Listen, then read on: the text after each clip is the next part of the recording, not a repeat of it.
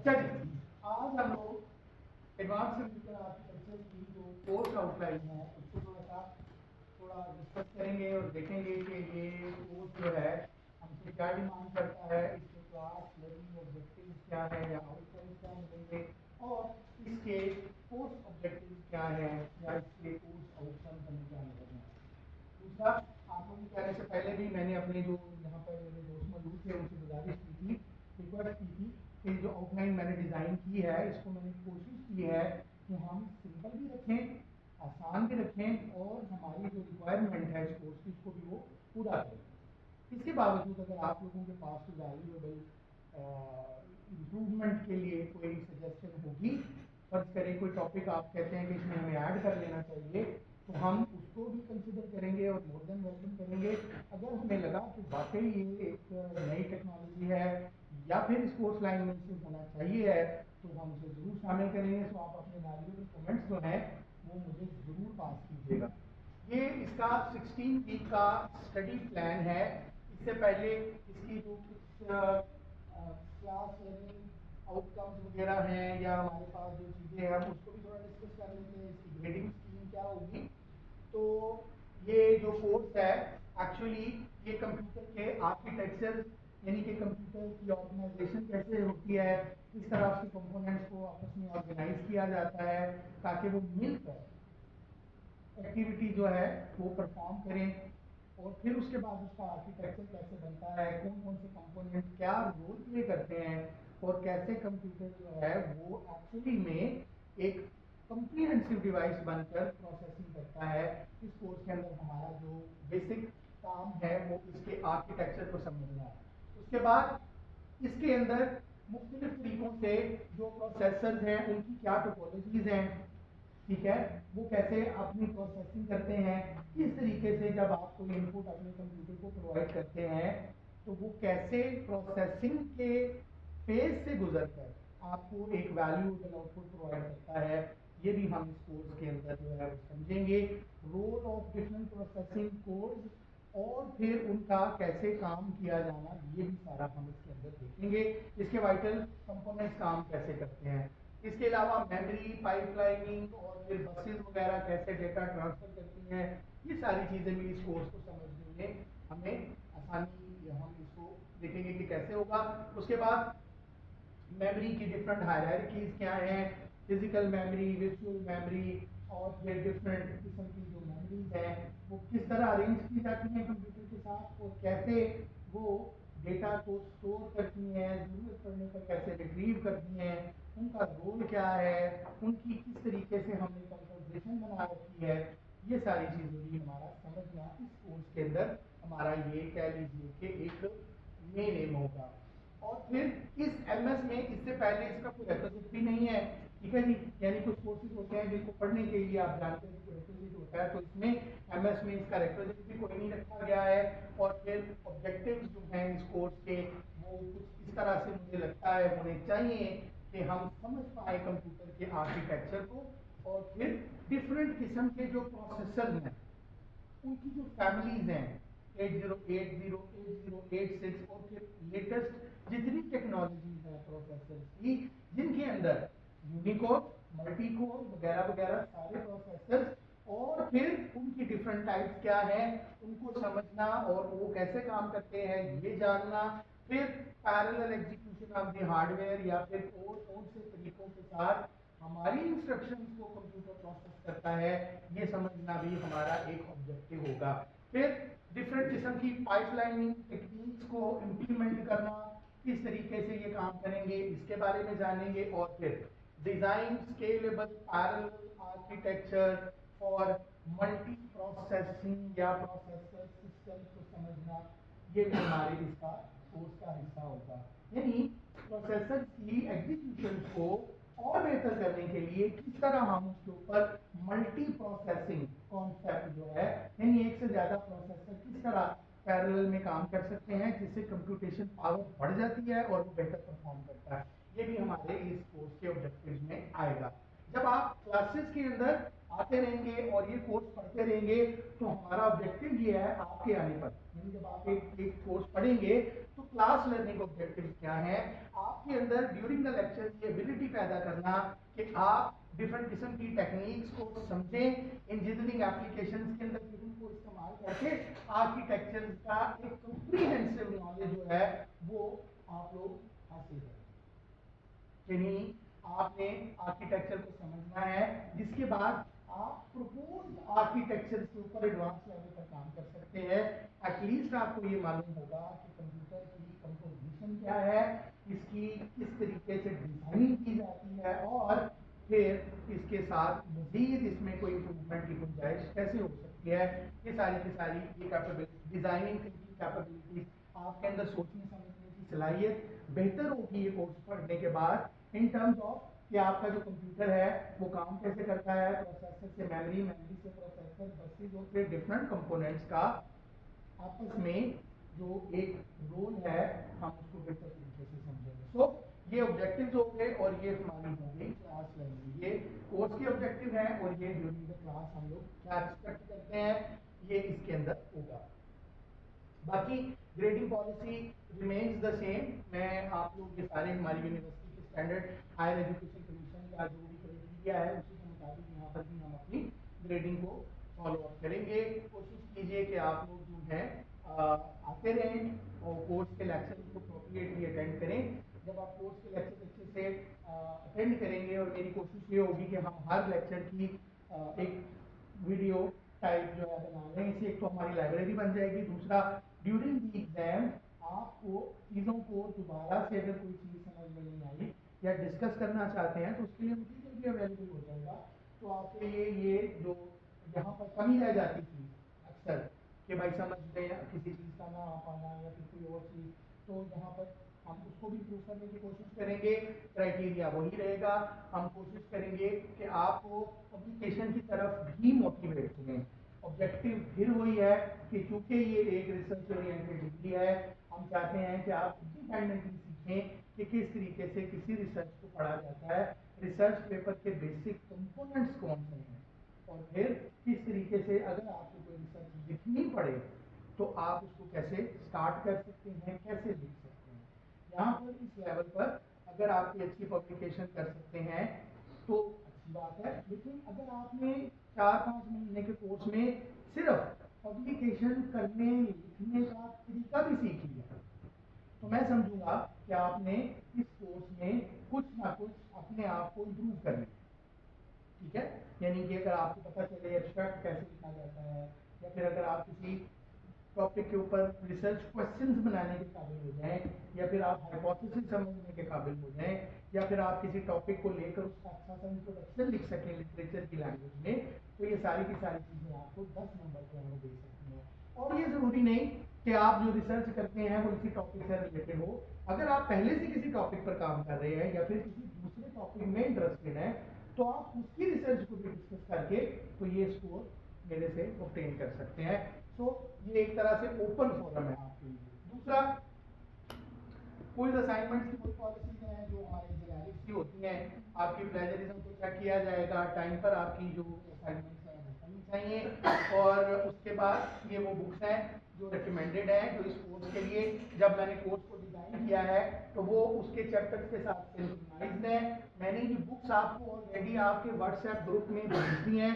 735 या 36 पेजेस की वो बुक है। सबसे पहले मैंने आपको बुक भेजी थी, उसके बाद लेक्चर 1 भेजा था, और कल रात को मैंने आपको जो आज हम लेक्चर पढ़ेंगे वो भी डिलीवर कर दिया था, ताकि आने से पहले मेरी आप लोगों से रिक्वेस्ट है कि जब आप तशरीफ लाएं तो मेरी कोशिश होगी, पूरी कोशिश होगी कि मैं आपको हर बार कुछ घंटे पहले आपका मटेरियल आपको प्रोवाइड कर दूं, ताकि जब आप तशरीफ लाएं तो आपको उसको एक नज़र देखा हुआ हो, आपने आपके पास कुछ सवाल हो, या फिर आप उसको पहले से थोड़ा टॉपिक को जान गए हो कि आज हम क्या पढ़ने वाले हैं। सो हमने पहले ही वो लेक्चर आपको भेज रखा है, तो उसको आप जरूर स्टडी कीजिएगा। ये बुक आपको ये ऊपर वाली मैंने प्रोवाइड कर दी है। मैंने अपने कोर्स को इसी के चैप्टर के मुताबिक डिजाइन किया है। फर्दर असिस्टेंस के लिए होता है कि बहुत सारे टॉपिक्स एक ही बुक में कंप्रीहेंसिवली नहीं मिलते, मान लीजिए वर्चुअल मेमोरी का कॉन्सेप्ट है, हो सकता है इस बुक के अंदर वर्चुअल मेमोरी के कॉन्सेप्ट को एक ऐसे टॉपिक के तौर पर डिस्कस किया गया हो जिसके अंदर आपको अप्रोप्रिएट इंफॉर्मेशन जो डिजायर्ड है वो ना मिले। ऐसी सूरत में कुछ मल्टीपल बुक्स हैं या फिर मजीद लिटरेचर है, आप में से अगर कोई शख्स किसी टॉपिक के ऊपर फर्दर मजीद कुछ पढ़ना चाहता है तो मुझे लगता है कि ये दो बुक्स भी, एक तो फ्री अवेलेबल है, इसके लिए आपको किसी तरह के डिजिटल एग्रीमेंट की जरूरत नहीं, कि आपको पीडीएफ की फॉर्म में मिल जाएगी, बड़े आराम से मिल जाएंगी। और दूसरा, मेरे ख्याल में ये आसान है और इससे आपको कॉम्प्रिहेंसिव नॉलेज भी मिल सकता है। तो एक बुक मैंने आपको भेज दी है, मोर देन सफिशिएंट है, लेकिन अगर आप मजीद कुछ पढ़ना चाहें ऑन योर ओन तो आप लोग इन बुक्स को जरूर कंसल्ट कीजिए। ये बड़ी अच्छी आसान लैंग्वेज में लिखी हुई किताबें हैं। अब हम आते हैं अपने 16 वीक के प्लान की तरफ, जो हम लोगों ने सोचा है कि इस कोर्स में हम कोशिश करेंगे कि हमारे पास जो भी टाइम है, आपको मालूम है कि 16 वीक्स पूरे तो होते नहीं, बीच में कुछ हॉलीडेज आ जाती हैं, बीच में कभी आप किसी वजह से रुक सकते होते हैं, कभी मेरे लिए आना मुश्किल हो जाता है। तो हमें 16 में से तकरीबन 12 या फिर 13 वीक्स का टाइम ऑलमोस्ट मिलता है, क्योंकि बीच में एक मिड टर्म के लिए भी निकल जाता है वीक, वो भी ज़ाया हो जाता है। बीच में एक वीक में अक्सर छुट्टियां, जैसे अभी ईद आने वाली है, फिर 23 मार्च आएगा, तो कुछ इस तरह के मिला के एविडेंस इवेंट्स मिलते हैं जिससे हमारा 16 वीक का प्लान तो हम करते हैं, लेकिन हमें मिलते 12-11 इस तरह कुछ वीक्स मिलते हैं, कुछ टाइम हमारा ज़ाया हो जाता है। लेकिन हम इसकी स्टडी से कुछ यूँ प्लान करेंगे कि हम पहले जो हमारा चैप्टर होगा उसके अंदर हम कोशिश करेंगे कि मैं सबसे पहले आपको ये बता सकूं कि ऑर्गेनाइजेशन ऑफ द कंप्यूटर क्या है और आर्किटेक्चर में फर्क क्या है। बहुत से बच्चे, अगर अभी मैं आप लोगों से क्वेश्चन करूं तो इसको लेकर थोड़ा सा उनके दिमाग में सवाल जरूर रहता है कि ऑर्गेनाइजेशन में और आर्किटेक्चर में क्या फर्क है, क्योंकि जब भी हम वर्ड ऑर्गेनाइजेशन रेफर करते हैं तो हमारे दिमाग में फौरन आ जाता है कोई तंजीम, कोई जमात या फिर कोई इदारा। जबकि कंप्यूटर की अगर हम इस सब्जेक्ट के अंदर इसको देखते हैं इस प्रोस्पेक्टिव में, तो ऑर्गेनाइजेशन का मतलब है कि कुछ कंपोनेंट हैं, वाइटल कंपोनेंट्स हैं, कुछ सपोर्टिव कंपोनेंट्स हैं, जैसा कि memory, hard disk, buses, processor, casing, बहुत सारी चीज़ होती हैं जो मिलकर एक साथ जब हम जोड़ते हैं तो कंप्यूटर बनता है, वो सही से काम करता है। यानी इंसान है तो इसकी बॉडी में बहुत से ऑर्गन हैं, जैसे बाजू हैं, आपके लेग्स हैं, सर हैं, आंखें हैं, कान हैं, तो ये अल्लाह ताला ने डिफरेंट हमें कंपोनेंट्स दिए हैं। जरा तसव्वुर कीजिए कि अगर आपके जो हाथ हैं वो पीछे की तरफ लगे हुए होते हैं, या फिर आपकी टांगे जो हैं वो आपके कानों के साथ जुड़ी होती, कान मुंह की जगह पर लगे होते, तो इससे क्या होगा, आपके बॉडी की हम क्या कहेंगे, ऑर्गेनाइजेशन जो है वो दुरुस्त नहीं है। यानी जिस कंपोनेंट को जिस जगह पर होना चाहिए, जहां पर वो सही परफॉर्म करता है, अगर हम उसे वहां से हटाकर किसी और जगह ले जाएंगे तो इससे क्या होगा, आपकी यूजिबिलिटी के फ्लॉज पैदा हो जाएंगे, आप अच्छे से काम नहीं कर पाएंगे। टांगों की जगह हाथ लग जाए तो आपको चलने में दिक्कत होगी, कानों की जगह पर आपके कोई और आंखें लग जाएं तो आपको देखने के मसाइल पैदा हो जाएंगे। इसी तरह कंप्यूटर के हमारे पास जो कंपोनेंट्स होते हैं उनको कैसे आपस में और किसके साथ जोड़ना है, this science is called the organisation. Components को आपस में जोड़ने का भी एक तरीकाकार है, हम उस तरीके के मुताबिक अगर उसको जोड़ेंगे तो हमारा वो दुरुस्त होगा। अगर हम उसको सही तरीके से ऑर्गेनाइज्ड वे में इकपल्ड नहीं करेंगे तो हमें बहुत से मसाइल का सामना करना पड़ेगा। तो the best way in order to organize those components is the science of the computer organization. That is the question of the computer organization. Computer organization में आपका सवाल ये होगा कि किस तरह तमाम components को आपस में assemble किया जाए कि वो अपनी maximum परफॉर्मेंस जो है वो दें। ये होता है कंप्यूटर ऑर्गेनाइजेशन। और आर्किटेक्चर होती है वो स्कीम, वो कंपोनेंट्स जिनसे मिलकर आपकी कोई डिवाइस बनेगी। मान लीजिए आप कोई आर्मर जो है वो सूट तैयार कर रहे हैं, होते हैं ना लिबास फौजी लोग पहनते हैं, जो पहनने के बाद जंग के दौरान उनको चोट कम लगती है। पुराने जमाने में वो लोहे के लिबास होते थे, जब भी कोई जंग पर जाता था तो वो तलवार के या फिर वो तीर कमान से बचने के लिए लोहे के आर्मर ड्रेस पहनते थे, सर के ऊपर भी वो लोहे की कैप्स होती थी, तो वो बाजू सर पे पहनने वाला हेलमेट, ठीक है, ये सारी आर्किटेक्चर्स हैं। और हेलमेट को कहाँ पहनना है, हमारे यहाँ क्या होता है, आपने अक्सर देखा होगा, हेलमेट हुकूमत कहती है कि आपकी सुरक्षा के लिए बड़े ज़रूरी हैं, जरूर पहना करें। हमारे दोस्त, हमारे भाई, अक्सर अब तो हमारी बेटियां भी मोटरसाइकिल चलाती हैं, स्कूटी चलाती हैं, अच्छी बात है। और हुकूमत सख्ती करती है कि भाई हेलमेट पहने, जुर्माना होगा, 2-3-4 हज़ार का जुर्माना हो जाता है। तो हमारे दोस्त क्या करते हैं, घर से हेलमेट लेके निकलेंगे, हाथ में टांगा होगा, बाइक चला रहे हैं, पुलिस वाला रोक ले, कोई अगर टक्कर जाए आगे से, तो उसे क्या फरमाते हैं कि मेरे सर में इंफेक्शन है, सारे शायद डॉक्टर ने मना किया, ये देखिए हेलमेट है भाई, हाथ में अगर हेलमेट है तो वो किसी काम का है। हाँ देखिए, सांस नहीं आता, ये हमारे माशरे में किसी को एलर्जी है, एक शख्स की मैंने वीडियो देखी, तामिया पहन के साथ। अब हेलमेट का मकसद क्या है कि खुदा ना करे कोई हादसा होता है, तो ऐसी सूरत में वो आपकी सुरक्षा के कवच के तौर पर काम, यानी आपको प्रोटेक्शन दे, ठीक है। लेकिन अगर वो हेलमेट आपने हाथ में चढ़ा रखा है और आपका एक्सीडेंट हो जाता है, तो हेलमेट किसी काम आएगा नहीं। हो सकता है कलाई बच जाए, घड़ी बच जाए, जिधर आपने हेलमेट चढ़ा रखा था, सारा है वो टूट जाए, चोट लग जाए आपकी सीधी। सो किस चीज को कहां पर सूटेबल तरीके से यूज करना है, that is the question, that is the topic of the computer organisation, where the architecture deals with the component which are suitable in order to produce the desired result, ठीक है। Architecture में क्या होगा, कौन सा component क्या करेगा, और ऑर्गेनाइजेशन का सब्जेक्ट क्या है कि वो कंपोनेंट कहाँ बेहतर लगाना है।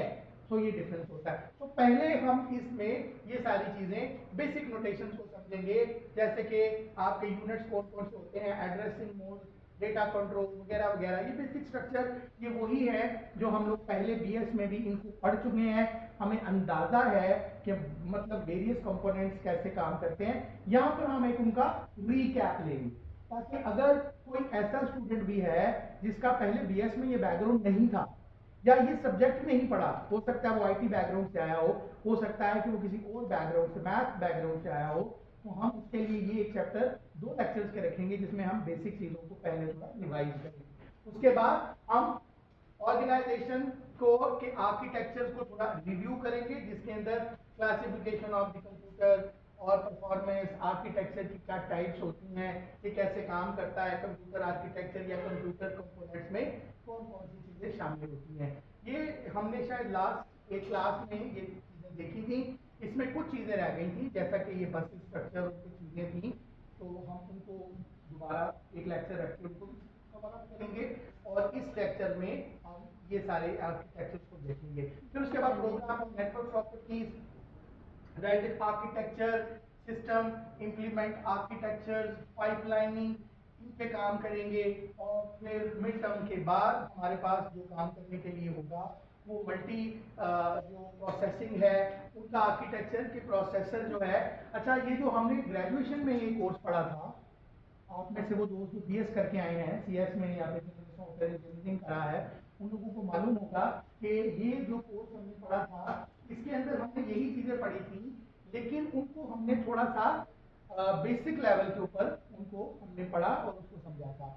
इस कोर्स में अब हम उन चीजों को थोड़ा सा एडवांस लेवल पर ले गए हैं, जैसा कि ये इनके मल्टी प्रोसेसर आर्किटेक्चर, वहां पर क्या था, सिर्फ माइक्रो प्रोसेसर का आर्किटेक्चर हमने पढ़ा था। आपको याद है जिसमें हमने लैब्स वगैरह बना के देखे थे, आप लोगों ने देखा होगा, उसका पूरा एक डायग्राम होती थी बड़ी भयानक सी, जिसके अंदर हम 8 बिट या 16 बिट के प्रोसेसर की वो देखते थे कि उसमें कितने मक्स लगे हुए हैं, मल्टीप्लेक्सर और रजिस्टर में कैसे डेटा जाता है। वो एक पूरा चैप्टर होता था, बच्चों बड़े उसमें खौफ आते हैं बीएस में, कि वो शक्ल देख के ही ना डायग्राम की तो बंदा कहता है ये पता नहीं क्या है, लेकिन वो बड़ी आसान सी चीज है। इसको हम इस दफा एडवांस लेवल पर पढ़ेंगे।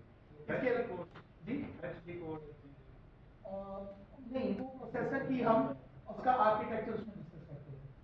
खैर, उसके बाद मेमोरी और शेयर्ड मेमोरी और फिर बसेस के कॉन्सेप्ट को मैंने इसमें सिर्फ ऐड किया है।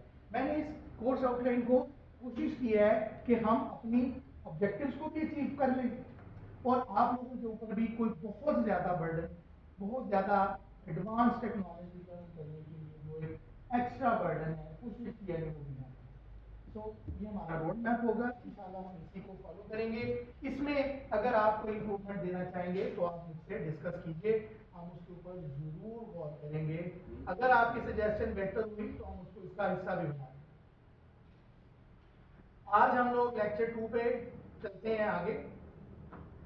जो हमारा लेक्चर 2 है वो हमारे classification of the computer architectures को हम आज डिस्कस करेंगे कि ये क्या चीज होती है और ये कैसे काम करता है। हम साथ साथ अपनी कोर्स आउटलाइन को भी कंप्लीट करते जाएंगे ताकि जब आप नहीं जाते करें। अच्छा जी, तो जनाब हम देखते हैं कि हमारा जो क्लासिफिकेशन है कंप्यूटर आर्किटेक्चर का, यानी जब हम आर्किटेक्चर की बात करते हैं तो हम उसको कितने अलग अलग तरीकों से आर्किटेक्चर को डिजाइन कर सकते हैं, या पॉसिबिलिटीज क्या है कि कितने अलग अलग तरीके से हमारा आर्किटेक्चर जो है वो डिजाइन किया जा सकता है या बनाया जा सकता है। इस पॉसिबिलिटी को हम कहते हैं क्लासिफिकेशन, यानी हम किस तरीके से या फिर कितने अलग अलग तरीकों से कंप्यूटर के आर्किटेक्चर को डिजाइन कर सकते हैं। This is called the computer classification या फिर आर्किटेक्चर की जो क्लासिफिकेशन है दैट इज कॉल्ड। सबसे पहले इसके ऊपर फ्लेम ने काम किया था 1966 में, और ये जो सिस्टम था इसके अंदर मल्टीपल तरीकों से इसको एक बुनियादी मुकाम हासिल है आज भी। यानी आज भी जब कंप्यूटर के आर्किटेक्चर की बात होती है तो ये जो काम है उसको एज ए रेफरेंस के तौर पर देखा जाता है। और इसके अंदर हमारे पास जो बेसिक क्राइटेरिया था वो नंबर ऑफ जो कॉन्क्यूरेंट किस्म की आर्किटेक्चर टेक्नोलॉजी थी उसको सामने रखा गया था। दो चीजों के ऊपर ज्यादा फोकस किया गया था, दो चीजों को ज़हन में रख के ये फ्लेम ने काम किया था। पहला इंस्ट्रक्शन स्ट्रीम, यानी आपकी इनपुट्स जो होती हैं उसके अंदर कितनी स्ट्रीम यानी कि कितना डेटा आप एक वक्त में ले सकते हैं, वसूल कर सकते हैं। याद रखें कि 1966 में हमारे पास जो टेक्नोलॉजी थी, जो डिवाइसेस थी, वो ज्यादा सोफिस्टिकेटेड नहीं थी। तो 4 बिट 8 बिट तक डेटा लेना बड़ा एक मुश्किल काम था उस वक्त। तो मैक्सिमम डेटा स्ट्रीम जब आती है तो कितने नंबर ऑफ बिट्स को एक वक्त में रिसीव किया जा सकता है और उसको प्रोसेस किया जा सकता है। एक तो ये आर्किटेक्चर बेस था उस इंस्ट्रक्शन स्ट्रीम की तरफ। हमें मालूम है कि जब भी हम किसी आर्किटेक्चर को कोई इनपुट प्रोवाइड करते हैं तो वो इनपुट जो होती है वो किसी ना किसी इंस्ट्रक्शन सेट का के मुताबिक होती है। ठीक है, मसलन हम लोग बेसिक तौर पर क्या करते हैं, इंसानों की नेचर क्या है कि हम अपने मीडियम के लिए, कम्युनिकेशन के लिए कुछ इंस्ट्रक्शंस, कुछ रूल्स ग्रामर की सूरत में बना लेते हैं। मसलन अगर हमने उर्दू में बातचीत करनी है तो हमारी लैंग्वेज के क्या है, कुछ रूल्स है ना। मसलन अगर मैं भी आपको कहूँ यावा पावा गावा तो आपको कुछ समझ नहीं आएगा ये क्या है। क्यों? क्योंकि मैंने जो वर्ड्स बोले हैं वो हमारी ग्रामर के किसी रूल पर पूरे नहीं आते। ऐसा ही है ना, जस्ट मैंने कोई लफ्ज बोल दिए, सो लफ्ज बोल देना कम्युनिकेशन नहीं होता। खाली कम्युनिकेशन लफ्ज बोलना नहीं, बल्कि लफ्जों को किसी इंस्ट्रक्शन सेट में रखना होता है, कोई उसके लिए रूल डिफाइन करना होता है। एक फाइल होगा, एक मफूल होगा, एक मसदर होगा, हमारे काम करने का कोई मोटिव होगा, कोई बात माजी में की जाएगी या हाल में हो रही है, या फिर किसी बात को मुस्तकबिल के अंदर करना है, तो हम कुछ इंस्ट्रक्शन बनाते हैं। इसी तरह हर एक डिवाइस का वो काम कैसे करेगी ये बताना पड़ता है। मसलन आपने साउंड कार्ड डिजाइन किया तो साउंड कार्ड में जो लगे हुए इक्विपमेंट्स हैं वो कैसे काम करेंगे, दिस कोडिंग या this phenomenon is called its instruction set. वो क्या कहलाती है, उसका इंस्ट्रक्शन सेट। और कितनी इंस्ट्रक्शन एक वक्त में कंपोनेंट्स रिसीव कर सकते हैं या डिलीवर कर सकते हैं, this is called instruction stream. So हमारा जो फिल्म का आर्किटेक्चर था वो दो चीजों के ऊपर खड़ा था। पहला कि कितनी एक वक्त के अंदर आप इंस्ट्रक्शन के बिट्स आप रिसीव कर सकेंगे। दूसरा डेटा स्ट्रीम, कि कितना डेटा एक वक्त के अंदर आपका रिसीव किया जा सकता है या फिर प्रोसेस के लिए उसको आप जगह दे सकते हैं। सो एक इंस्ट्रक्शन स्ट्रीम, दूसरा डेटा स्ट्रीम, जिसको आप बी से रिप्रेजेंट कर रहे हैं। ये हमारे आर्किटेक्चर की बुनियाद थी जो फिन ने रखा था। उसके बाद दिस फ्रेमवर्क सर्व्स एज, ये एक अंडरस्टैंडिंग के तौर पर आज भी जाना जाता है, जिसके अंदर हम पैरेलल प्रोसेसिंग के कॉन्सेप्ट को सामने रख के आर्किटेक्चर्स को डिजाइन करते हैं। यानी एक ही वक्त में पैरेलल प्रोसेसिंग क्या होती है कि एक काम को साथ ही साथ में परफॉर्म करना। यानी अगर एक काम किया जा रहा है तो दो तरीके हैं, एक काम को एक से ज्यादा मशीनें परफॉर्म करें या फिर एक से ज्यादा काम एक मशीन प्रोसेस करे।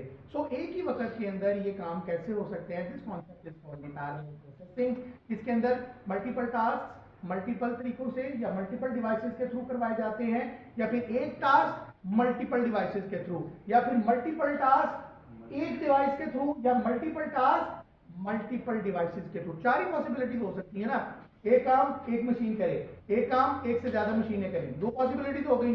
अच्छा, एक से ज्यादा काम एक मशीन करे, तीसरी पॉसिबिलिटी, और एक से ज्यादा काम एक से ज्यादा कंपोनेंट करे, तो फोर पॉसिबिलिटीज हमारी बनती हैं, और ये सारे का सारा इसी के ऊपर खड़ा होता है। Finn's taxonomy classifies computers architectures according to the how many instructions, कितनी instructions हैं जो कि आप प्रोसेस कर सकते हैं, और कितना डाटा है जो आप एक वक्त में प्रोसेस कर सकेंगे एक ही वक्त में साइमल्टेनियसली। यानी आपके प्रोसेसर को या आपके वाइटल कंपोनेंट्स को हम एक ही वक्त में कितनी स्ट्रीम दे सकते हैं कि वो प्रोसेस कर ले, और कितना डाटा है जो वो हैंडल कर लेगा। तो ये दो चीजों के ऊपर ये खड़ा हुआ था। और फिर हमने इस आर्किटेक्चर को चार कैटेगरीज में जो है वो डिवाइड कर दिया। यानी फिर ने कहा कि ये काम चार तरीकों से किया जा सकता है, जिसमें SISD, SIMD, single instruction, single आपका data set, single instruction multiple data, multiple instruction, और सिंगल डेटा एंड मल्टीपल आपकी इंस्ट्रक्शन और मल्टीपल डेटा। जैसे कि अभी मैंने आपसे गुजारिश की, तो ये काम इस तरीके से किया जा सकता है। आइए इसको देखते हैं, थोड़ा सा आगे बढ़ते हैं इसके ऊपर। अच्छा जी, इससे पहले कि हम लोग थोड़ा सा अपनी टेक्निकल लैंग्वेज में गुफ्तगू करें, तो हमारे बहुत से स्टूडेंट्स होते हैं जो BS में या तो ये टॉपिक पढ़कर नहीं आए, या फिर हो सकता है कि उनको कॉन्सेप्ट थोड़ा सा रिवाइज करने वाला हो। यहाँ पर मैंने बिल्कुल बेसिक से स्टार्ट किया है। मैंने सबसे पहले आपको बताया कि ऑपरेशनल कोड होता क्या है, ताकि आप लोगों को मालूम हो जाए जब हम OP कोड आगे यूज करेंगे तो आपको पता हो कि हम किस चीज को रेफर कर रहे हैं। जी, क्या होता है ऑपरेशनल कोड?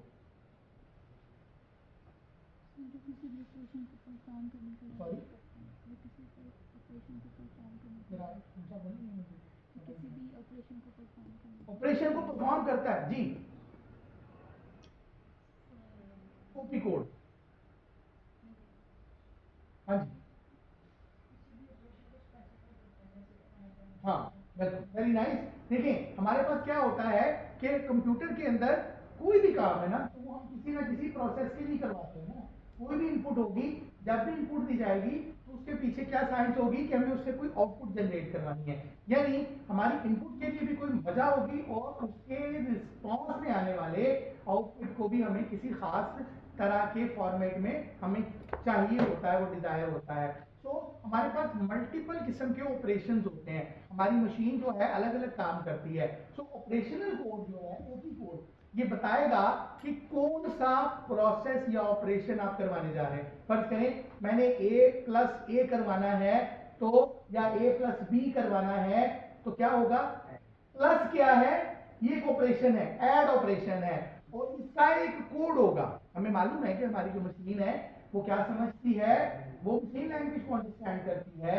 यानी हम अगर ऐड लिखेंगे तो मशीन को समझ नहीं आएगी। तो मशीन को एक कोड देना पड़ता है, जिस कोड को वो समझेगी कि ये जो कोड है ये क्या है, ये मेरे ऐड का कोड है। ये क्या है, अगर कोई हम मल्टीप्लिकेशन करवाना चाहते हैं तो हम बताएंगे उस कोड के थ्रू कि ये कोड क्या करवाए, मल्टीप्लिकेशन करवाएगा। तो हमारा ऑपरेशनल कोड क्या करता है, OP कोड हमारे जितने भी प्रोसेस हैं जो हम करवाना चाहते हैं, जो भी ऑपरेशंस हैं जो हम करवाना चाहते हैं, उनके कोड को रिप्रेजेंट करता है।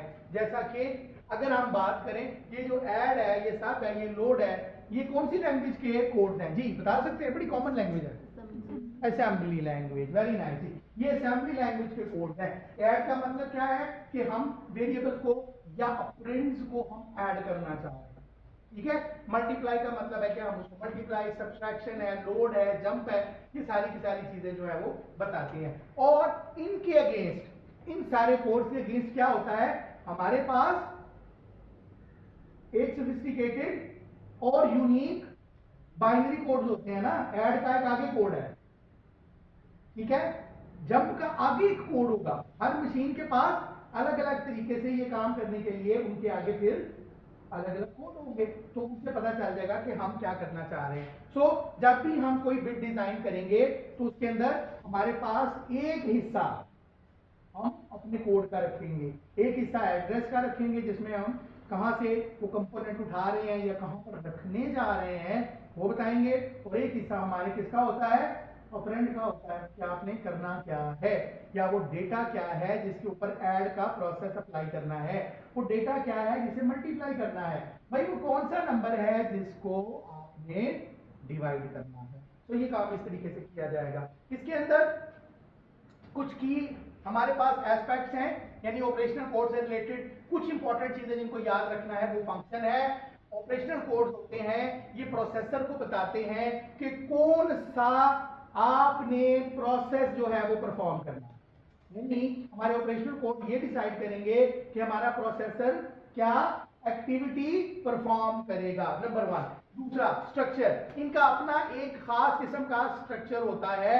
ये खास तरह की बिट्स की शक्ल में मशीन के इंस्ट्रक्शंस को क्या करते हैं, ट्रांसलेट करते हैं। यानी एक जगह से दूसरी जगह एक खास तरह की बाइनरी कोड के अंदर आपके ये जो भी इंस्ट्रक्शंस हैं इन्हें आगे भेजते हैं। रिप्रेजेंटेशन, असेंबली लैंग्वेज के अंदर इनको आप रिप्रेजेंट कर सकते हैं। ऑपरेशनल कोड्स होते हैं, दे आर रिप्रेजेंटेड इन न्यूमॉनिक्स। न्यूमॉनिक्स का मतलब है कि ना तो ये पूरे अल्फाज होते हैं और ना ही ये कह लीजिए कि मशीन लैंग्वेज होती है। जैसा कि कॉम्प्रिहेंसिव वर्ड क्या है, किसी चीज को ऐड करने का, एडिशन। लेकिन आप असेंबली लैंग्वेज में क्या यूज करते हैं, ऐड, सब, मक्स, ठीक है, मूव, MOV, मूव असल में क्या है, MOVE। लेकिन अगर आप MOVE लिखेंगे असेंबली में, अगर आपने काम किया हुआ है 8086 के, पता है वो लेटर के ऊपर काम करवाया जाता है इस कोर्स में, अगर आप लोगों ने किया हो तो उसके अंदर क्या होता है कि हम अगर कोई इंस्ट्रक्शन पास करना चाहते हैं, रजिस्टर से एक रजिस्टर से दूसरे रजिस्टर में डेटा मूव करना चाहते हैं, तो इंस्ट्रक्शन कैसे पास करते हैं, MOV। MOVE नहीं लिखेंगे, ई लिखेंगे तो वो ट्रांसलेटर उसको मतलब वो एरर शो करना शुरू कर देगा। सो ये न्यूमॉनिक्स की शोध में काम करते हैं।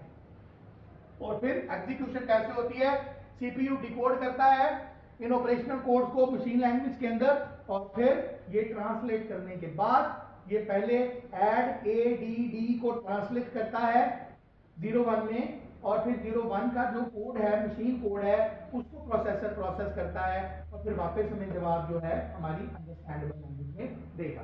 तो ये काम होता है। अब आपको ओपी कोड का पता चल गया। जब भी हम आगे ओपी कोड की बात करेंगे तो आप लोगों को बेटर अंडरस्टैंडिंग होगी कि हम किस चीज के बारे में बात कर रहे हैं। दूसरा, ऑपरेंड्स क्या होते हैं जी, फ्रेंड्स ये बताएगा व्हाट इज ऑपरेंड। जी बेटा आप क्या होते हैं ऑपरेंड्स जी, वेरी नाइस। जिस डाटा के ऊपर ऑपरेशन को हम लोगों ने एडमिनिस्ट्रेट करना हो, that is called the operand. मसलन एडिशन है, वो किसी दो कंपोनेंट्स के ऊपर ही जाकर, दो वेरिएबल या दो से ज्यादा वेरिएबल के ऊपर ही हम उसको परफॉर्म करेंगे, तो जिन पर करेंगे वो क्या कहलाएंगे, हमारा ऑपरेंड कहलाएंगे। An operand is a term used in computing या फिर प्रोग्रामिंग या फिर mathematics to refers to the value expression that is used to be performed on the operation। जिस ऑपरेशन के ऊपर आपने कोई भी प्रोसेस इंप्लीमेंट करना है, एडमिनिस्ट्रेट करना है, इंप्लॉय करना है, दैट इज कॉल्ड दी आपका ऑपरेंड कहलाएगा। ये आपस में रिलेटेड कैसे होते हैं, हमारा कोई भी ऑपरेशन कंप्लीट होगा जब हमारे पास ऑपरेंड होंगे और हमारे पास ऑपरेशन होगा, ठीक है। जब 2 जमा 2 होगा तो ही हमारे पास हमारा प्रोसेस कंप्लीट होगा तभी जाकर हमें पता चलेगा कि भाई ये क्या काम हो रहा है। सो इनके दरमियान रिलेशन ये होता है कि ऑपरेंड्स होते हैं, उनके ऊपर कोई ना कोई जो प्रोसेस है, कोई ऑपरेशन है, वो एडमिनिस्ट्रेट किया जाता है। उसके बाद एग्जाम्पल के तौर पर जैसे कि मैंने आपको बता दिया कि आपने कोई वैल्यू है, कोई नंबर लिया मेमोरी के अंदर, फॉर एग्जांपल आप हम सी का कोई कोड देख लेते हैं, C# आप सब लोगों को आती है, तो हम जानते हैं कि सी के अंदर अगर हमने कोई दो वैल्यूज को आपस में ऐड करना हो तो हम क्या करते हैं, हम इंटीजर डिक्लेयर करते हैं और तीन वेरिएबल डिक्लेयर कर देंगे A B C, और फिर A को एक वैल्यू हम दे देंगे, असाइन कर देंगे A = 5, फिर दूसरे वेरिएबल को कोई वैल्यू देंगे, मान लीजिए उसको हमने 3 दे दिया, B = 3 कर दिया, तो C किसके बराबर होगा, C = A + B के, तो हमारे पास आंसर क्या आएगा 8। सो A ऑपरेंड है, B ऑपरेंड है और प्लस क्या है, ऑपरेशन है, और उसका अपना क्या होगा, कोड होगा। Very nice. अब आपको समझ में आ गया आर्किटेक्चर का थोड़ा सा basic. What is the difference between operand and operator? जी क्या फर्क हो सकता है भाई? एक क्या है, एक प्रोसेस को रिप्रेजेंट करता है, और दूसरा जो वैल्यूज के अंदर मौजूद है उसको रिप्रेजेंट करता है। इसमें कोई बहुत बड़ी हमें बात नहीं है कि जो हम कहेंगे कि बड़ा मुश्किल सी बात। एक बेहतर अंडरस्टैंडिंग के लिए किस तरीके से हमारे पास मशीन इंस्ट्रक्शन पास की जाती है, ये सब आप लोगों को मुझे मालूम है, पहले से मालूम है, आता है, लेकिन just to review your knowledge, आपके नॉलेज को थोड़ा सा बेहतर करने के लिए मैंने यहाँ पर एक स्लाइड ऐड कर दी है। ये देख रहे हैं आप, मशीन इंस्ट्रक्शन इस तरह से पास की जाती है, ये खास बिट्स के अंदर होती है। हो सकता है ये 16 बिट की इंस्ट्रक्शन हो, अगर ये 16 बिट है तो उसमें से 2 बिट हम ओपी कोड को दे देते हैं और कुछ हिस्सा हम मेमोरी के लिए रख देते हैं, जिसमें हमें बताना होता है कि ये जो इंस्ट्रक्शन है ये मेमोरी में कहाँ रखनी है या कहाँ से रिसीव करनी है, ठीक है जी, एड्रेस होता है। और एक हिस्सा हम अपने ऑपरेंड के लिए रख देंगे, जिसके अंदर हमारा क्या आएगा, जिसके अंदर हमारा डेटा आएगा। तो ये चीज होती है पूरा इंस्ट्रक्शन जो मशीन कोड को हम प्रोवाइड करते हैं। सो ये मेमोरी के एड्रेसिंग मोड है, यहाँ पर ओपी कोड आ जाएगा और यहाँ पर हमारा ऑपरेंड आ जाएगा। अब अगर यही चीजें मैं डायरेक्ट आपको बताना शुरू कर देता, इनकी थोड़ी सी डेफिनेशन हम ना करते, तो शायद बहुत से दोस्त जो है उनको थोड़ा सा हो सकता है कि नॉलेज रिव्यू करने में, रिवाइज करने में थोड़ा टाइम लग जाता। तो हम लोगों ने इसको थोड़ा सा देखा है। और मशीन इंस्ट्रक्शन कैसे पास की जाएगी, हमने कहा ऐड करो किसी भी मेमोरी एड्रेस के ऊपर 45 को, यानी 45 है मेरे पास, मैंने उसको कहीं पर स्टोर करवाना है, तो मैंने ऐड करवा दिया। अब ये क्या होगा मशीन में, ये काम कैसे होगा, ऐड ऑपरेशनल कोड में चला जाएगा और 45 क्या है मेरा, ऑपरेंड है, सिंपल सी बात है। ऑपरेशन कोड में फिर आगे दो चीजें हैं, एक ऐड की इंस्ट्रक्शन है जो कि मेरा ऑपरेशन कहलाएगा, और ये क्या है मेरा एड्रेसिंग मोड है। यहाँ पर मुझे पता चलेगा कि मैंने किस जगह पर मेमोरी के किस लोकेशन के ऊपर ये सेव करना है या वहां से इंफॉर्मेशन को जंप करना लेना। ठीक है जी, यहां तक बात क्लियर है? आगे चले, आगे चलते हैं जनाब। उसके बाद कंप्यूटर की जो इंस्ट्रक्शंस हैं ये क्या होती हैं, बंदा बता सकता है? अभी तक हमने देखा ऑपरेशनल कोड क्या होता है, फिर हमने ये देखा कि हमारे ऑपरेंड क्या होते हैं। अब मैं चाहता हूं कि आप लोग मुझे बताएं कि इंस्ट्रक्शंस किसे कहते हैं। जी बेटा, क्या होती है इंस्ट्रक्शंस? कंप्यूटर से हम जो काम करवाना चाहते हैं, जो भी हम उसको टास्क देना चाहते हैं, computer instructions are the binary code, ये किस फॉर्म में होगा, हमेशा 0-1 की फॉर्म में होगा। इसके कॉम्बिनेशन होंगे जो कि डायरेक्टली कंप्यूटर जो होता है उसके जो प्रोसेसर है वो परफॉर्म कर सकता है specific operation such as the arithmetic, logic and the data movement.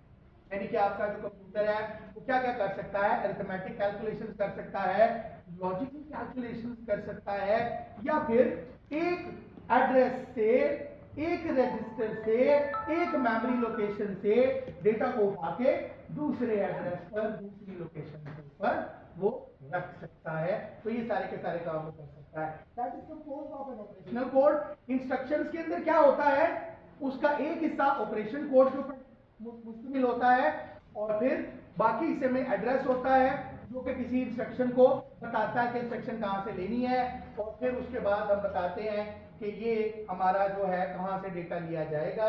इसके की एस्पेक्ट्स की बात करें तो इसका एक स्ट्रक्चर होगा, स्ट्रक्चर के अंदर instructions generally consist of N operational code और उसका जो एड्रेस है वो होता है उसके अंदर और एक हिस्सा उसके ऑपरेंड के लिए भी हम रखते हैं।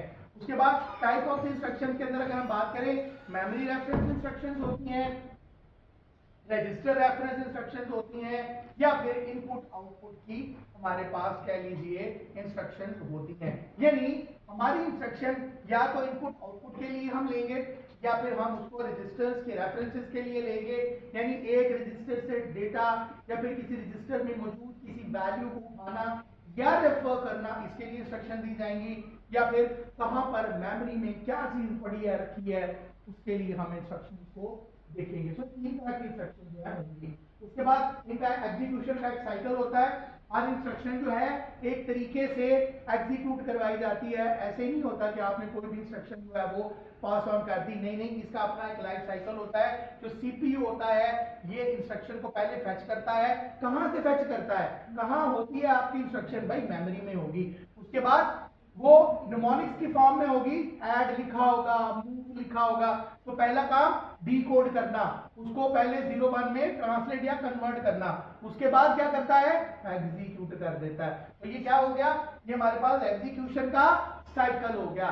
पहले क्या किया आपने, फेच की, फिर डीकोड की और फिर उसको एग्जीक्यूट कर दिया। उसके बाद फॉर्मेट, ये आमतौर पर आपके आर्किटेक्चर की इंस्ट्रक्शन जो होती हैं एक खास फॉर्मेट में होगा। ये अलग अलग इंस्ट्रक्शन या अलग अलग मशीन के पास अलग अलग तरीके से होता है। कहीं पर आपको ये 8 बिट में मिलेगी, कहीं 16 बिट में, कहीं 12 बिट में, और फिर ये अलग अलग तरीके से वेरी करते हैं। यानी एक इंस्ट्रक्शन जो है उसका एक हिस्सा 4 बिट का हो सकता है, मेमोरी के लिए रखा हो, मेमोरी रेफरेंस के लिए। एक हिस्सा 2 बिट का हो सकता है, ओपी कोड के लिए रिजर्व हो, और बाकी हिस्सा ऑपरेंड के लिए। हम ऑपरेंड कहेंगे, डेटा नहीं कहेंगे मेरे दोस्त, क्योंकि डेटा की जब हम बात करते हैं तो डेटा के अंदर क्या वैल्यू आएगी, सिर्फ वैल्यू आती है, जबकि ऑपरेंड एक बड़ा लफ्ज है, उसमें डेटा भी आ जाएगा और बाकी के ऑपरेशन भी बीच में आ सकते हैं। जैसा आपने को वेरिएबल स्टोर करना है, जैसा कि आपको रेफरेंस स्टोर करना है। मसलन बात दफा क्या होता है कि आप इनडायरेक्ट एड्रेसिंग करते हैं। आपको याद होगा कि आपने मेमोरी के अंदर जाकर एक कोड लिखा कि जनाब 4 नंबर मेमोरी पर जो पड़ा है उसको उठाओ और 8 नंबर पर शिफ्ट कर दो। तो ये क्या हो गया, आपने कहा कि 4 नंबर में जो भी पड़ा है, हो सकता है 4 नंबर पे 1 लाख पड़ा हो, 50,000 पड़ा हो, ए पड़ा हो, एक्स पड़ा हो, तो जो भी पड़ा है आपने कहा उसे उठाओ और कहीं और उसको रख दो। तो ये सारी चीजें भी ऑपरेंड्स में आती हैं, तो हम उसके साथ साथ ये कहेंगे। उसके बाद फॉर्मेट वो हम ऑलरेडी डिस्कस कर चुके हैं। आइए थोड़ा सा आगे बढ़ते हैं। जैसे जैसे हमारा लेक्चर आगे बढ़ रहा है आपको महसूस हो रहा होगा कि आपके पुराने कॉन्सेप्ट आपको याद आना शुरू हो गए हैं, आंखें रोशन हो गई हैं, चेहरों पर खुशी आनी शुरू हो गई है। ठीक है जी, हाँ जी, रिवाइज हो रहे हैं। ऐसे लग रहा है जैसे सब कुछ नया नहीं पढ़ा रहे, सब पुराना है?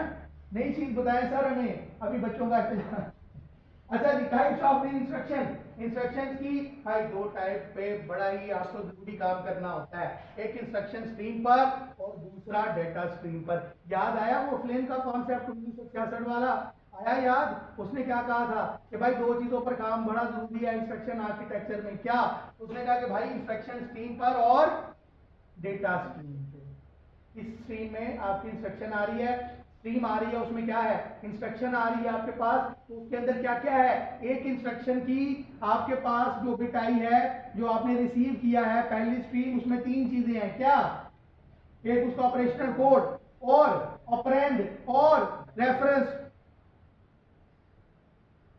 तो इनमें से कोई चीज पहले रिसीव होगी, कोई बाद में होगी, कोई दरमियान में होगी। ऐसा ही है ना, क्योंकि बिट्स हैं, कोई बिट पहले आएगी, कोई उसके बाद, इस तरह तरतीब में आएगी। तो इंस्ट्रक्शन की स्ट्रीम क्या है, it is defined as the sequence of the instruction executed by the processing unit. आपके प्रोसेसर ने जिस तरतीब से, जिस सीक्वेंस से इंस्ट्रक्शन को प्रोसेस किया, that is called instruction stream. और डेटा स्ट्रीम क्या है, it is defined as the sequence of the data. But data किस तरतीब से आपके पास आ रहा है, ठीक है? आपको मालूम है ए के लिए एक बाइनरी कोड है, 00 बाइनरी कोड किसके लिए होता है, 0। अगर 3 बिट में 3 यानी कि आपके पास वेरिएबल्स हैं 8 बिट में हो तो 0 का बाइनरी कोड क्या होगा 0 0 0। अच्छा 1 का क्या होगा 0 0 1। अगर मैं 0 1 0 भेज दूं तो क्या बन जाएगा नहीं, बदल गई वैल्यू। तो भाई सीक्वेंस बड़ा इंपॉर्टेंट है, सीक्वेंस को खराब नहीं करना। एक 0 आगे पीछे होने से क्या हो जाएगा डेटा चेंज हो जाएगा। तो डेटा की स्ट्रीम का सीक्वेंस बड़ा ही जरूरी है, इसको अपने जहन में रखना है। तो डेटा इंक्लूडिंग इनपुट्स किस किस तरह की चीजों में ये यूज होता है भाई। डेटा के इनपुट्स के लिए आप पार्शियल या फिर टेम्परेरी रिजल्ट्स को स्टोर करने के लिए या फिर इंस्ट्रक्शन सिस्टम्स को कॉल करने। आपने 2 जमा 2 किया पर आप स्क्रीन के ऊपर क्या दिखाना चाहते हैं 4, लेकिन स्क्रीन पर आने से पहले 2 जमा 2 को कहीं स्टोर करना है कि नहीं, तो वो चीजों को भी ये मैनेज करेगा। इसलिए मैंने इसको एक ही पेज के ऊपर इस तरह दिखाया ताकि आपको थोड़ा बड़ा नजर आए और आप इसको थोड़ा अच्छे से समझे। आगे चलिए जनाब, यहां तक बात क्लियर हो गई। आइए जरा इसको पहले देख लें, फ्लिंट्स की क्लासिफिकेशन क्या कहती है। ऊपर हम बाद में जाएंगे, नीचे देखें। फ्लिंट कहता है कि क्लासिफिकेशन 2 तरीके से होगी, सिंगल और मल्टीपल। इससे आसान तरीके से मैं एक्सप्लेन नहीं कर सकता था। आइए देखते हैं, सिंगल में SISD और SIMD, single instruction single data set, वो ऊपर देखें, और single instruction multiple data set, ये सिंगल का सेट हो गया। और मल्टीपल में क्या होगा, multiple instruction single data set, और मल्टीपल इंस्ट्रक्शन के साथ मल्टीपल डेटा।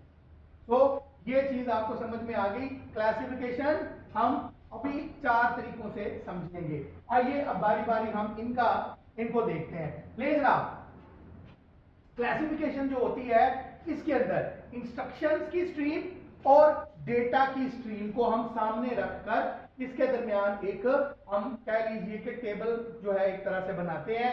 यहां पर सिंगल इंस्ट्रक्शन और सिंगल डेटा सेट, ये हमारे पास यूनी प्रोसेसर आएगी। क्या मतलब यूनी प्रोसेसर, यूनी कहते हैं वन को, यूनी प्रोसेसिंग या प्रोसेस का क्या मतलब कि एक इंस्ट्रक्शन और एक ही डेटा सेट। आइए जरा आगे बढ़ते हैं। Single instruction multiple data set, vector processing, parallel processing हम इसे कहते हैं मेरे दोस्त।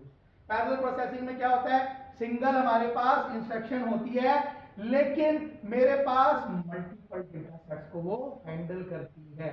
ठीक हो गया जी। तो हम इसे क्या कहेंगे, वेक्टर प्रोसेसिंग या पैरेलल प्रोसेसिंग कहेंगे। उसके बाद आ जाइए multiple.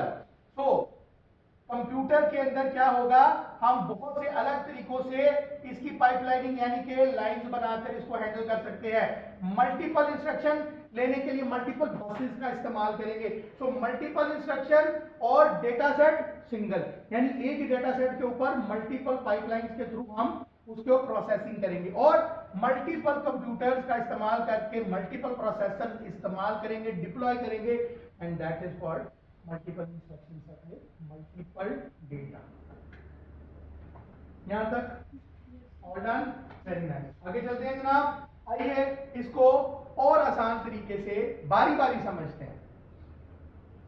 Single instruction using the single data set, इसके अंदर ऐसा कंप्यूटिंग सिस्टम यूज किया जाता है जो यूनी प्रोसेसिंग करता है, यानी कि एक इंस्ट्रक्शन सेट एक ही डेटा सेट पर काम करता है और इसके लिए हमें एक ही प्रोसेसर काफी होता है, मोर देन इनफ होता है, which is capable of executing a single instruction operating on a single data stream। ठीक है जी।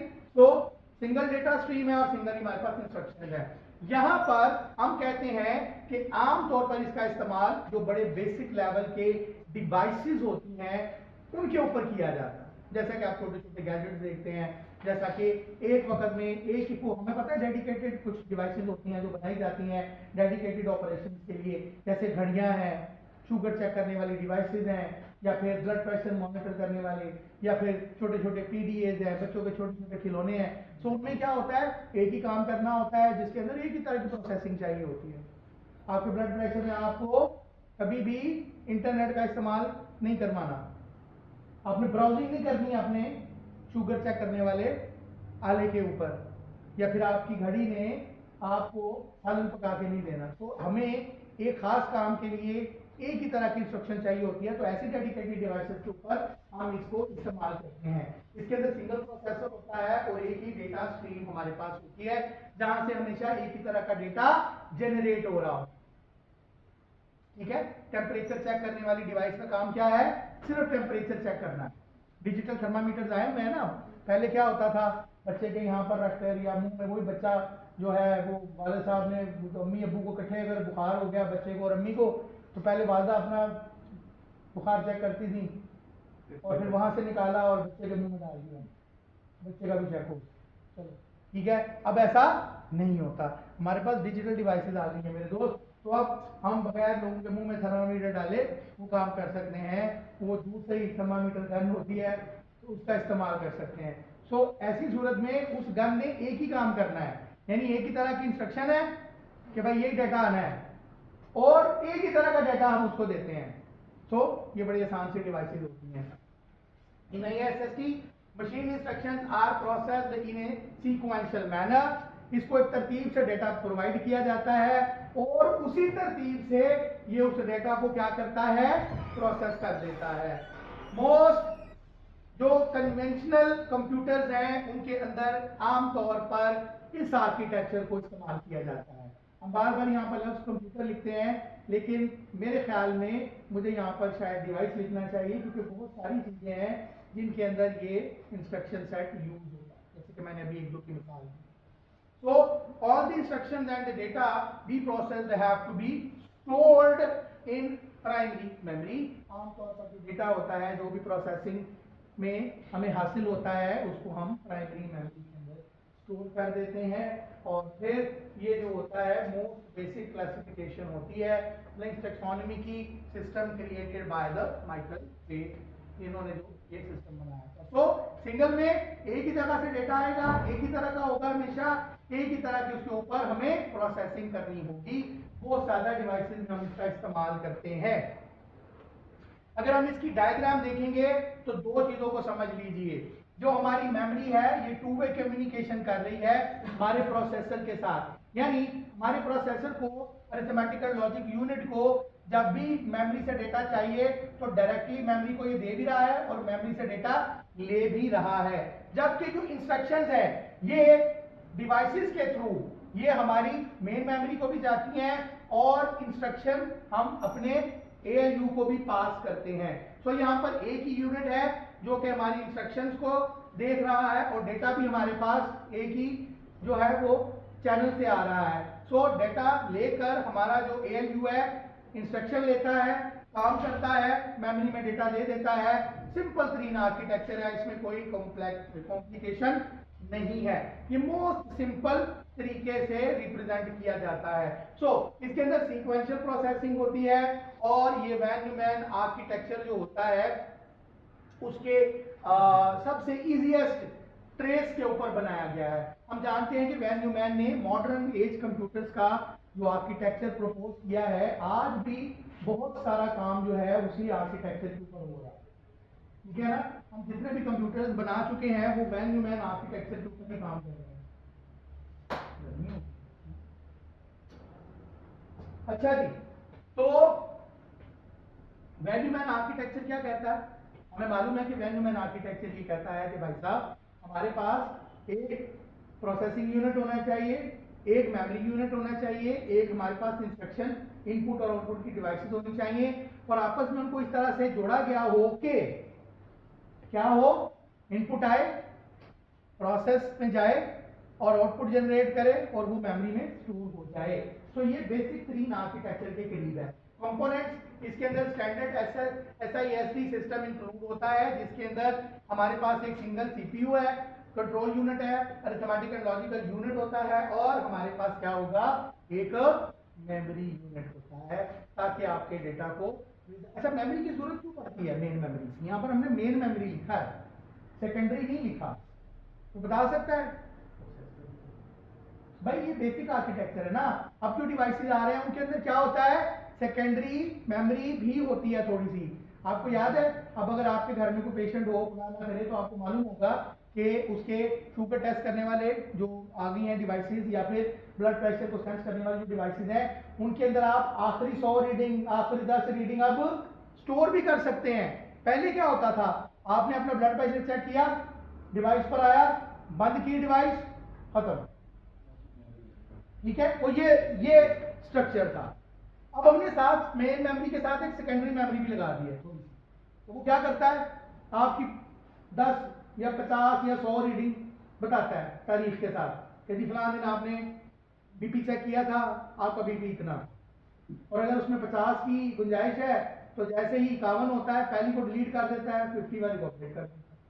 तो थोड़ा सोफिस्टिकेटेड हो गया। तो ये सिंपल आर्किटेक्चर इस तरह से काम करते हैं। इसके अंदर नो पैरेललिज्म, आपने देखा पैरेलल कोई भी काम नहीं होगा, एक इंस्ट्रक्शन एक ही प्रोसेस, बस कोई साथ दूसरी इंस्ट्रक्शन नहीं, कोई मल्टीपल प्रोसेसिंग नहीं है। ठीक है, समझ में आ गई बात? आगे चलेंगे।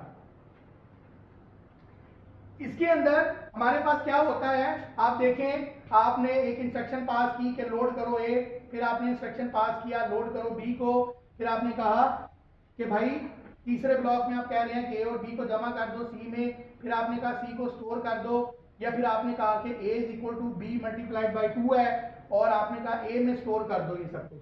सो ये सारे का सारा न्यूमेरिक्स के अंदर काम हो रहा है, सिंगल इंस्ट्रक्शन है, स्टेप बाय स्टेप आप पास कर रहे हैं, और एक इंस्ट्रक्शन की एक ही स्ट्रीम है जिसके ऊपर सिंगल प्रोसेसिंग हो रही है। और जैसे जैसे आप आगे आगे काम करवाते जा रहे हैं, आपका टाइम बढ़ता जाए। एक इंस्ट्रक्शन करवाई, फिर दूसरी टाइम 2 हो गया, फिर तीसरी टाइम 3 हो गया, चौथी टाइम इज इक्वल टू 4 हो गया, इस तरह आप आगे बढ़ते हैं। So a sequential computer which exploits no parallelism in either the instructions or the data stream। ठीक है जी, इसके अंदर कोई पैरेलल काम नहीं हो रहा, ना ही कोई इंस्ट्रक्शन पैरेलल में है और ना ही कोई डेटा स्ट्रीम, सारा तरतीब से हो रहा है। हर काम पहले एक काम, फिर दूसरा, फिर तीसरा, फिर आगे चौथा, फिर इस तरह से बढ़ रहा है। ये नहीं हो रहा कि ए और बी दोनों इकट्ठे हो रहे हैं और फिर सी और डी इकट्ठे हो रहे हैं, नहीं, एक एक वक्त में एक काम और तरतीब के साथ किया जा रहा है। सिंगल डेटा, ठीक है जी, इसमें जा रहा है और सिंगल ही प्रोसेसिंग हो रही है। Can have the current processing characteristic, जिसके अंदर क्या आप इसको एक्सप्लेन कर सकते हैं, एक वक्त में एक ही काम हो रहा है। आगे बढ़े जनाब। तो single instruction multiple data system. अब हमारे पास इंस्ट्रक्शन एक है लेकिन हमारे पास जो डेटा सिस्टम्स हैं वो मल्टीपल हैं। कोर कैरेक्टरिस्टिक्स क्या है, अब हमारे पास पैरेललिज्म का कॉन्सेप्ट आ गया। अब हम क्या करेंगे, पैरेलल काम करेंगे, साथ साथ एक इंस्ट्रक्शन के साथ साथ दूसरी, साथ तीसरी, एक ही वक्त में मल्टीपल काम होंगे और ये सारे के सारे सिंक्रोनाइज्ड होते हैं, यानी एक खास मिलकर काम करते हैं तरीके से टाइम के साथ, ताकि प्रोसेसिंग फास्टर एग्जीक्यूट की जा सके, तरतीब से की जा सके। और इसके अंदर वेक्टर हमारा जो है प्रोसेसिंग होती है, इसमें हमारे पास जो मॉडर्न सीपीयूज आते हैं, स्पेशलाइज्ड किस्म के रजिस्टर्स का हम इस्तेमाल करते हैं, जैसा कि जिनके अंदर 128 बिट, 256 बिट या फिर 512 बिट्स का होता है। पैकेट की सूरत के अंदर हम मल्टीपल स्मॉलर डेटा टाइप्स को 8 बिट्स के अंदर भी हम हैंडल कर सकते हैं, ताकि हम पैरेलल तरीके से साथ साथ मल्टीपल टास्क को एग्जीक्यूट करें। हर डिवाइस एक खास काम के लिए नहीं बनाई जाती, बल्कि अब मल्टीटास्किंग का कॉन्सेप्ट आ गया है। और मल्टीटास्किंग में हम कैसे मल्टीटास्किंग करवा सकते हैं कि हम पैरेलल एक ही वक्त में एक काम कर रहे हैं, साथ दूसरा करें, साथ तीसरा करें, साथ चौथा करें, ताकि जब time t is equal to 1 गुजरे तो हमारे पास टास्क 5 या टास्क 6 प्रोसेस हो जाए। तो ऐसी सूरत में हमें ये काम करने पड़ते हैं। आइए जरा देखते हैं कि ये काम करेगा कैसे। IBM 710 जो है ये इसकी SIMD की एक रियल लाइफ जो है एग्जांपल है। आइए हम एक इसका डायग्राम देखते हैं, फिर इसके एडवांटेज के ऊपर वापस आएंगे। यहां पर हमारे पास एक ही कंट्रोल यूनिट है और आपने देखा है कि मेरे पास जो डेटा स्ट्रीम्स है वो मल्टीपल है, यानी हम एक मेमोरी लोकेशन से जो अपना प्रोसेसर था, मान लीजिए मेरे पास एक ही प्रोसेसर है, तो मैंने क्या किया, या तो उसकी प्रोसेसिंग को टाइम में डिवाइड कर दिया। मैंने कहा कि 1 सेकंड के चौथे हिस्से में, 1/4 हिस्से में मेरा प्रोसेसर टास्क 1 करेगा, उसके दूसरे चौथे हिस्से में टास्क 2 प्रोसेस करेगा, तीसरे चौथे हिस्से में टास्क 3 करेगा और चौथे हिस्से में टास्क 4, यानी एक ही वक्त में प्रोसेसर 4 चीजों को देखेगा। एक तो तरीका ये है। दूसरा, मैंने एक ही प्रोसेसर की 4 कोर्स बना दी। एक प्रोसेसर को के ऊपर एक और कोर लगा दी, डुअल कोर हो गया। एक और कोर लगा दी, उसके ऊपर एक और कोर लगा दी तो क्वाड कोर हो गया। अब पहली कोर क्या कर रही है, मेमोरी से डाटा स्ट्रीम 1 लिया, प्रोसेस कर दिया, दूसरी मेमोरी लोकेशन पर गया, वहां से डाटा स्ट्रीम 2 लिया, प्रोसेसर दूसरे को दे दिया। इसी तरह तीसरी लोकेशन से चौथी लोकेशन से n प्रोसेसर को n-1 लोकेशन से उसने साथ साथ काम करवाया और हमारे कंट्रोल यूनिट को बोला कि भाई जो प्रोसेस कर रहे हो इसको मैनेज करके फला काम को उसका ये रिजल्ट आउटपुट डिवाइस को दे दो, फला काम ये करवा दो, फला काम को ये रिजल्ट दे दो। और आपने इंसानों को आपस में एक नेटवर्क के तौर पर अरेंज कर दिया ताकि सबके रिजल्ट्स को आप क्या कर सकें, मैनिपुलेट कर सकें। सो वहां पर क्या था, वहां पर तरतीब से काम हो रहा था जब हमारे पास सिंगल था। यहां पर क्या है, पैरेलल। ये इसके पैरेलल है, ये इसके पैरेलल है, ये इसके पैरेलल। सारे t is equal to 1 time के ऊपर, t is equal to 1 second पर ये चारों काम कर रहे हैं और काम करने के बाद हमारे कंट्रोल यूनिट को वो रिपोर्ट कर रहे हैं। ठीक है, बात समझ में आ गई। सो यहां पर सिंगल टास्क है, मल्टीपल हमारे पास जो है उसके डेटा सिस्टम्स होते हैं। आइए हम इसके एडवांटेजेस देखते हैं। ये सिस्टम डिप्लॉय करने से सबसे पहली फायदा क्या होता है, एफिशिएंसी मिलती है। आपका सिस्टम ज्यादा एफिशिएंट हो जाता है। यानी अगर आपने पहले 10 टास्क 10 सेकंड में प्रोसेस करने थे या परफॉर्म करने थे, अब 10 टास्क 1 सेकंड में परफॉर्म हो जाएंगे क्योंकि पैरेलल प्रोसेसिंग चल रही है। तो एफिशिएंसी मिलती है, स्पीड मिलती है। हाँ, एफिशिएंसी से एक मुराद ये भी है कि आपके जो प्रोसेस होते हैं ये आपके क्लॉक साइकिल के साथ, चूंकि क्लॉक साइकिल क्या होता है कि 1 सेकंड के अंदर कितनी प्रोसेसिंग हो रही है, बेसिक सी बात है। सो हम इसको डायरेक्टली रिड्यूस भी कर सकते हैं और अपनी ओवरहेडिंग पे काबू पा सकते हैं।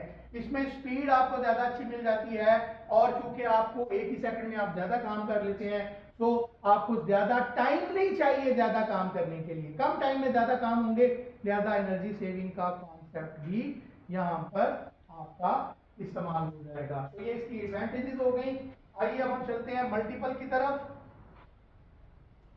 मल्टीपल इंस्ट्रक्शंस आ रही हैं और मल्टीपल डेटा है हमारे पास। इसके अंदर हमारे पास जो टाइप ऑफ पैरेलल प्रोसेसिंग आ जाती है, बहुत सारे प्रोसेसर जो होते हैं, वेरियस इंस्ट्रक्शन जो होते हैं, एक ही टाइम के अंदर वो वेरियस किस्म की प्रोसेसिंग कर सकते हैं। इनके अंदर ज्यादा कोड अवेलेबल होती हैं। This architecture allow you to for a great degree of adaptability and the systems can be used for wide range of applications। ये ज्यादा काम कर सकता है, इसकी एप्लीकेशंस भी ज्यादा है, ये बहुत सारे काम एक ही वक्त में प्रोसेस करवा सकता है, ज्यादा सोफिस्टिकेटेड और ज्यादा अच्छे परफॉर्मेंस देने वाले सिस्टम्स होते हैं। और फिर इनकी जो एप्लीकेशंस होती हैं आमतौर पर मल्टीपल पोर्ट प्रोसेसर और डिस्ट्रीब्यूटेड कंप्यूटेशनल प्लेटफॉर्म्स पर आपको नजर आएंगी, जहां पर मल्टीपल कोर्स मिलकर मल्टीपल डेटा के साथ प्रोसेसिंग करते हैं। पहले इसका डायग्राम देख लेते हैं ताकि आपको आर्किटेक्चर की वर्किंग समझ में आ जाए, उसके बाद हम इसको आगे बढ़ाएंगे। यहाँ पर क्या है, हमारे पास शेयर्ड मेमोरी कॉन्सेप्ट होता है, यानी हमारे पास जो मेमोरी होती है उसको सारे डेटा लिंक्स शेयर कर रहे होते हैं, सारे प्रोसेसर एक ही वक्त में शेयर करते हैं। ये CPU 1 है, CPU 2 है, मल्टीपल CPUs आपके इंस्टॉल्ड हैं, प्रोसेसर इंस्टॉल्ड है। प्रोसेसिंग यूनिट को आपने डेटा इंस्ट्रक्शन स्ट्रीम 1 दी, इंस्ट्रक्शन स्ट्रीम 2 पास की, या फिर जितनी भी इंस्ट्रक्शन हैं आप देते जाते हैं। हर यूनिट उस इंस्ट्रक्शन के ऊपर काम करता है और जैसे ही उसके डाटा स्ट्रीम जनरेट होती है तो शेयर्ड मेमोरी के अंदर जाकर आप उनको स्टोर कर देते हैं या फिर वहां से डेटा रिट्रीव कर लेते हैं। आप देख रहे हैं ये 2 वे कम्युनिकेशन है, जबकि ये आपकी 1 वे कम्युनिकेशन है। तो यहाँ पर हमारे पास आप देख रहे हैं n कंट्रोल्स हैं, n प्रोसेसिंग यूनिट्स हैं, n डेटा स्ट्रीम जनरेट हो सकती हैं, n इंस्ट्रक्शंस पास कर सकते हैं। n इंस्ट्रक्शंस के अगेंस्ट n आपकी डेटा। तो ये आर्किटेक्चर इसका बनता है। मल्टी प्रोसेसर एग्जीक्यूट करते हैं डिफरेंट इंस्ट्रक्शंस को with multiple data stream. Shared memory concept यहाँ पर यूज होगा, डिप्लॉय होगा। Different processors take instructions and data from a common shared memory, जो कि वहां पर मैंने आपको दिखाया है, with the use of the buses multiple processor execute different programs in unit time. जी, यहां तक बात क्लियर है? ओके हो गया। आगे आइए जनाब, आगे बढ़ते हैं। अब multiple instruction versus multiple data, इसके की एस्पेक्ट्स क्या है? इंडिपेंडेंट प्रोसेसिंग, यहां पर हर प्रोसेसर इंडिपेंडेंट यूनिट के तौर पर काम करता है, अपनी प्रोसेसिंग को खुद देखता है। एसिंक्रोनस ऑपरेशंस होते हैं और इसमें हमारे पास फ्लेक्सिबिलिटी का कॉन्सेप्ट भी आता है। इसमें हमारे पास मोस्ट जनरल जो है फ्लेक्सिबिलिटी, वो हमारे पास पैरेललिज्म का कॉन्सेप्ट लेके आती है, यानी मल्टीपल टास्क मल्टीपल टाइम्स में ही हम प्रोसेस कर सकते हैं। ये कैपेबल होता है हैंडलिंग डाइवर्स और non uniform complex computational workload, यानी कि बहुत ज्यादा कॉम्प्लेक्स किस्म की इंस्ट्रक्शंस को, बहुत कॉम्प्लेक्स किस्म के वर्कलोड को करने के लिए हम ये इंस्ट्रक्शन सेट यूज करते हैं। इसकी एडवांटेजेस में हाई फ्लेक्सिबिलिटी, आप इसमें किसी भी तरह का काम करवा सकते हैं, एफिशिएंसी और मल्टीटास्किंग आपको मिलती है, और बहुत सारी सोफिस्टिकेटेड एप्लीकेशंस के अंदर हम इसका इस्तेमाल करते हैं। इसके नुकसानात ऐसे हैं कि इससे कॉम्प्लेक्सिटी बढ़ जाती है और डिप्लॉयमेंट करना इसकी जो है कदरे मुश्किल होता है। हायर आर्किटेक्चर डिजाइन के अंदर इसको डिप्लॉय करना काफी मुश्किल हो जाता है इसकी कॉम्प्लेक्सिटी की वजह से। ठीक है,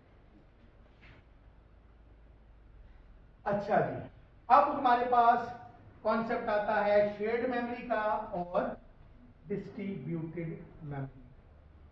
तो आप लोग तैयार हैं? आप लोगों के जज्बे देखकर लग रहा है जज्बे डाउन हो गए। क्या टाइम हो गया जी? भाई लेक्चर को क्या टाइम?